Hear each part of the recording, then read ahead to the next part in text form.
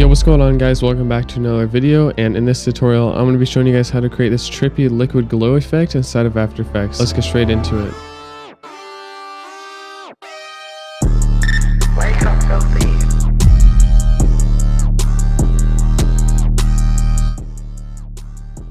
Alright, so I'm in After Effects here, and I got this clip of Yeet holding this bottle here, and what we're gonna do is rotoscope out this bottle so it's just the bottle in this mask. And yeah, the easiest way to do this is just with the rotoscope. You could mask it, but rotoscope is always the easiest in After Effects. So I'm just gonna go up to the roto brush, have that selected, double click on your layer, and it should bring up another composition. In this comp, you just want to start selecting this bottle here so you can like zoom in and just try to make a rough mask around here. Also, you can see like this is very pixelated, so you just want to make sure that's on full and not quarter quality or half, third, whatever. You want to make sure it's on full. So now we can actually sort of see the bottle, even though it's still really low quality, but a lot better. So we just want to go around this bottle, trying to make a rough mask around it. All right, so that's looking pretty good for the first frame. Now we just want to keep going frame by frame, fixing up the roto brush. This is going to take a bit of time, so I'm just going to time lapse this part, and I'll see you guys once I'm done with this.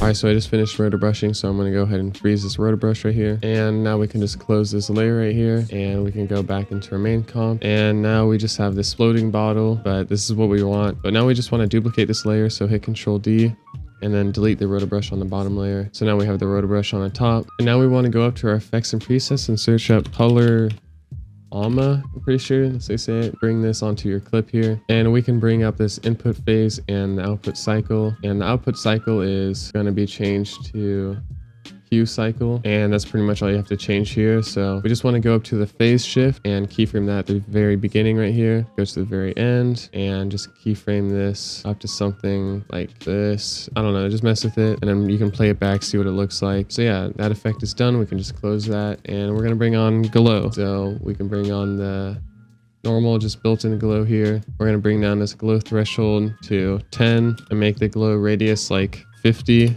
then we can make the glow intensity like 3 or something. You can mess with that, you can change it, you can make it higher, whatever, just mess with it. I'm gonna leave it at like 3, and then we can close that. We're done with this one, and then we can add VR glow. So VR glow is just gonna add a little bit more glow to it. We can mess with the luma threshold here. It adds a bit of like white, as you can see. I'm gonna change this glow radius to 300, and yeah, so that's done with the effects. But when we play this back, you can see that the bottle is actually like changing colors and everything like that. So you can leave it just like that if you want. It's pretty cool. Or we can go here to the mode and change this to like add, so then you can kind of see the bottle behind it. But if you want to see it even more, we can lower the opacity. So hit T on your keyboard, and you can make this like 60. So now you can actually like see the bottle with the glow. We can even lower this down to like 40. So now you can really see the bottle, and it's just like glowing. So that's pretty cool. So that's a pretty cool effect right there. Now this was all done without any plugins or anything. So if you guys do want to mess around with plugins, obviously you can use like your deep glow and everything.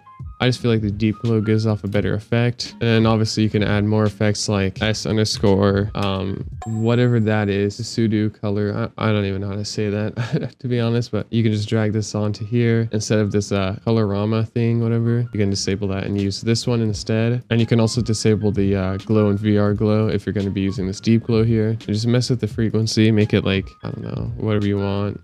As you can see when we're scaling this up, you can see it's changing there. This one looks a bit crazy. You just have to mess with it. And you might have to turn back on this glow here. Maybe just mess with this threshold.